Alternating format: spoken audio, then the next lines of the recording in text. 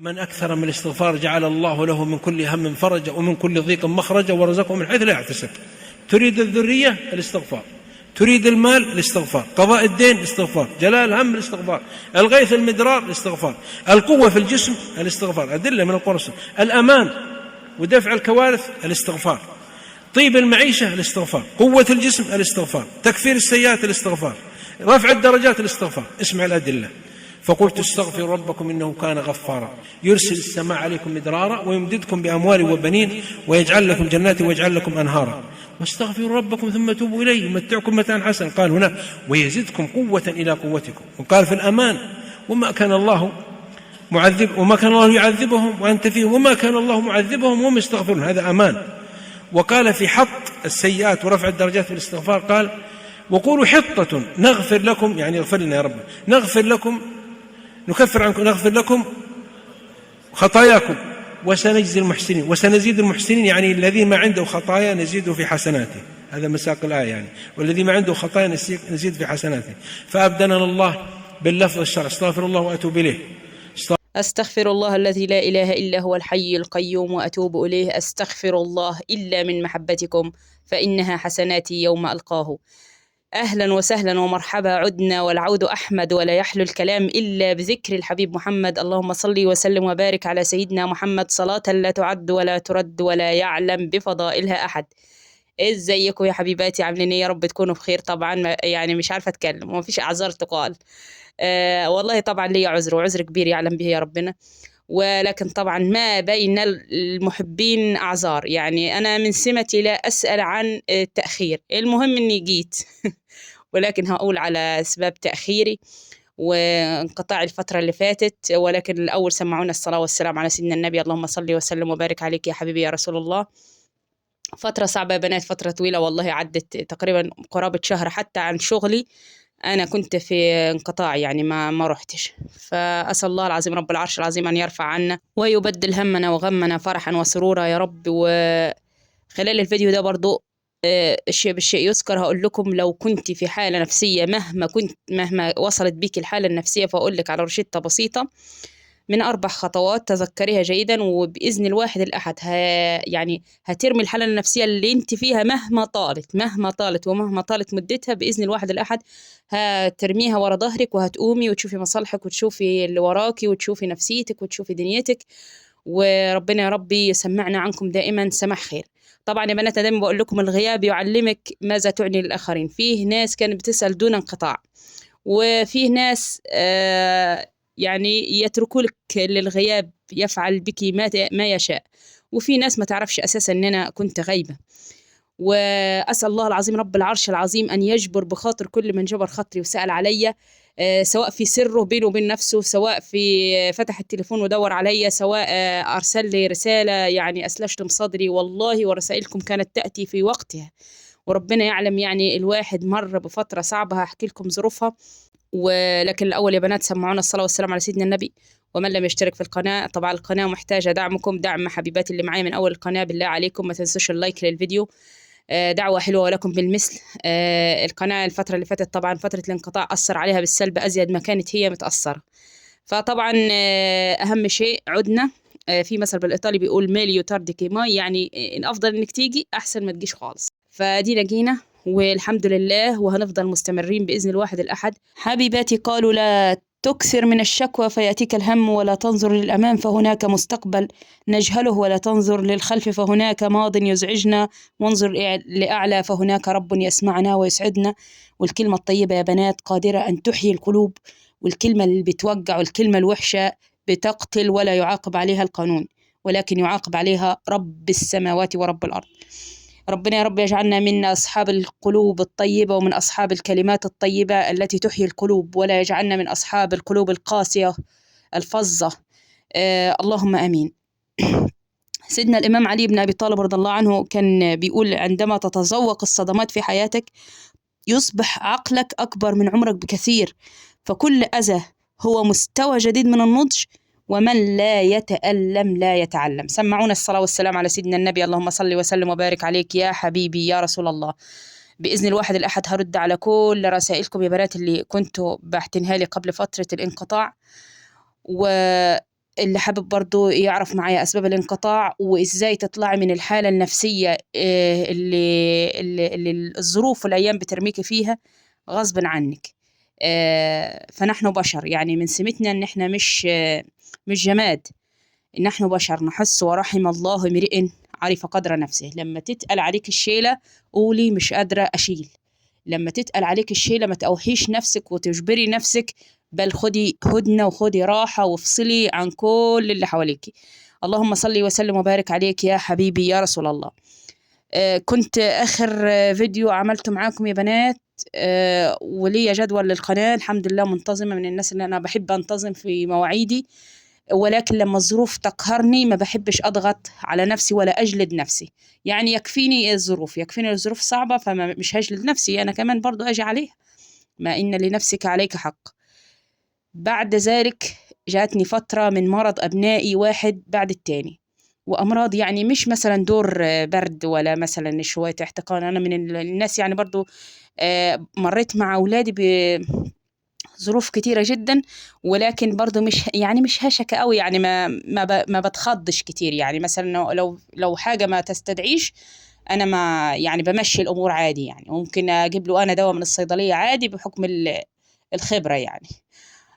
لكن يا بنات، مرة واحدة كده ولد من أبنائي أبص ألاقيه بيشكي من حوضه، ويعني شكواه إن الولد بيتنطط كده، بيتنطط مش قادر، بيقول مية مغلية في حوضي، حاسس إن مية مغلية في حوضه. طبعا خدنا معاه فترة على الدكاترة، كشفنا مسالك بولية بفضل الله، الحمد لله الدنيا الحمد لله اتعدلت إلى حد ما الحمد لله. وأنا لسه في السياق نفسه في الابن ده، جاء أخوه الآخر، يبقوا نايمين بالليل عادي يا بنات، وواحد منهم برضو يقوم يصرخ من ودنه مش قادر يلفت دماغه كده ولا قادر. طبعا ده أنف وأذن وحنجرة، والحمد لله مرت الأيام على خير وعدت بسلام الحمد لله. وعندي طبعا في الفترة دي برضو مرضت خديجة يا بنات، عندها 2 وشهر. يعني أقول لكم السنتين اللي عدكم والشهر اللي مر عليا ده يعني يساويهم. البنت كانت بتصرخ بشكل يعني غريب، ولازقة فيا بشكل غريب، يعني مش عايزة تروح لحد، ومش عايزة لازقة فيا كده خنقاني، لما لدرجة إن هي يعني أنا أحيانا كنت بسيبها مع أخواتها عادي تقعد معاهم، هي بتحبهم، تقعد مع أخواتها وأسيبها وأمشي للشغل. لما مثلا يكون حد من أخواتها غايب من المدرسة ولا حاجة بسيبها معاه وأروح أنا من الشغل. بالفترة دي يا بنات فضلت تصرخ وتزعق، وجاتها دور سخونية، بتاع المضاد الحيوي والمسكنات بتاع السخونة والكلام ده كله ما جابش معانا. كنا بناخدها نرميها في الجردل، نوقفها في الجردل لحد ما ربنا يرفع السخونة. أخدت ليالي بهذا الوصف يعني. ربنا يرفع عن خديجة من هنا، وجاني دور نزيف زي نزيف الولادة بالظبط، مع احترامي يعني لو حد من الرجالة سمعنا. نزيف ولادة يا بنات، يعني صعب الواحد يعني دوامة بقى، دوامة انك مش قادرة تفتحي عينيكي، مش قادرة تبصي. والله حتى التليفون ما كنتش بفتحه يعني ولا اشوف ايه الدنيا. يعني ربنا الحمد لله رفع برضو، وكان فيه وصفة كنت عارفاها من حد عطار من زمان قوي بالأعشاب، وطبعا كشفت والعلاج طبعا ما انتوا عارفينه، لكن الأعشاب برضو كان الحمد لله ليها دور يا بنات كويس. وممكن يكون حد في ظروفي الأعشاب اللي استخدمتها والحمد لله جابت نتيجة. المرمرية يا بنات، مرمرية نبات اسمه المرمرية من عند العطار، ده يتغلي ومعاه ينسون وحبة بركة، واللهم صل وسلم وبارك عليك يا حبيبي يا رسول الله. مرمرية وينسون وحبة بركة وبردقوش لو موجود ماشي، مش موجود معاها حلبة. الحاجات دي يا بنات الحمد لله الصبح كوباية وبالليل كوباية مع ربنا قللت النزيف الحمد لله والحمد لله. والأدوية طبعا الدنيا الحمد لله يعني ايه اتسترت الحمد لله، ودينا رجعنا وعمر الشقي باقي، وهي دنيا. ونكرر فكرر فما تكرر تقرر وذكر فإن الذكرى تنفع المؤمنين. في قاعدة في علم النفس بتقول ايه يا بنات؟ بتقول لا يمكن مساعدة من لم يساعد نفسه. محدش هيقدر يطلعك من أي حالة انت فيها إلا نفسك. ولازم تعرفي إن أي مشكلة في الدنيا بتقابلنا فيه اللي أتقل منها. فنحمد ربنا يا بنات، نحمد ربنا على ما أعطى وعلى ما منع. في عطائه قمة النعمة، وفي منعه قمة النعمة. فبدلوا الشكوى بالشكر، وبدلوا المقارنة بالرضا، وبدلوا نسيان النعمة بتذكرها وحمدها، وبدلوا التضجر من الواقع بتغيير الواقع بالدعاء والسعي. عليكم بالدعاء والسعي. من الحاجات يا بنات اللي طلعت الإنسان أو طلعتني من الحالة اللي أنا كنت فيها، صلوا وسلموا وباركوا على سيدنا محمد. اللهم صل وسلم وبارك على سيدنا محمد. سورة البقرة يا بنات يعني معجزة. سورة البقرة في حد ذاتها دي دواء لكل داء. سورة البقرة والرقية. الرقية كنت بقرأها اللي هي الفاتحة 7 مرات والمعوذات 3 مرات، دي باستمرار، وقل هو الله أحد. ويعني ما تحفظيه، يعني ما تكتريش على نفسك. و4 أدعية التزمته. أول دعاء يا بنات لا إله إلا أنت سبحانك إني كنت من الظالمين. بعدها في القرآن بيقول إيه ربنا بعد الدعاء ده؟ فاستجبنا له ونجيناه من الغم. بعد كده تاني دعاء يا بنات، ربي إني مسني الضر وأنت أرحم الراحمين. ربنا بعدها بيقول إيه؟ فاستجبنا له وكشفنا ما به من ضر. تالت دعاء يا بنات، حسبي الله ونعم الوكيل، وأكثروا من حسبي الله ونعم الوكيل. حسبي الله ونعم الوكيل. بعدها ربنا سبحانه وتعالى بيقول إيه؟ فانقلبوا بنعمة من الله وفضل لم يمسسهم سوء. وآخر ذكر وده يعني وأفوض أمري إلى الله إن الله بصير بالعباد. بعدها ربنا سبحانه وتعالى بيقول إيه؟ فوقاه الله سيئات ما مكروا. يعني دول سبحانه وتعالى الحمد لله على نعمة الإسلام.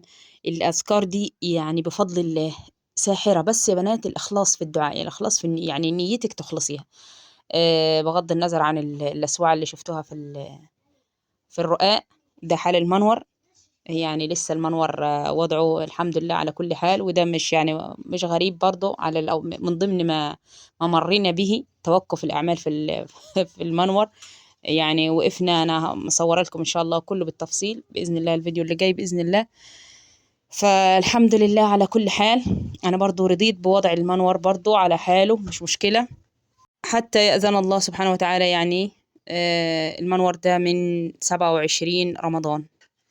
بدأنا أعمال فيه من 27 رمضان، وكل ما نشتغل شوية تتوقف الأعمال فيه.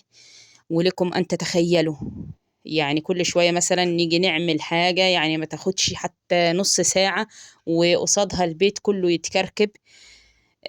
يعني داخلين على الشهرين وما تعرفيش برضو الأسباب. الحمد لله احنا مستورين وميسورين الحال، ولكن العطل من فوق، يعني مش بإيدنا.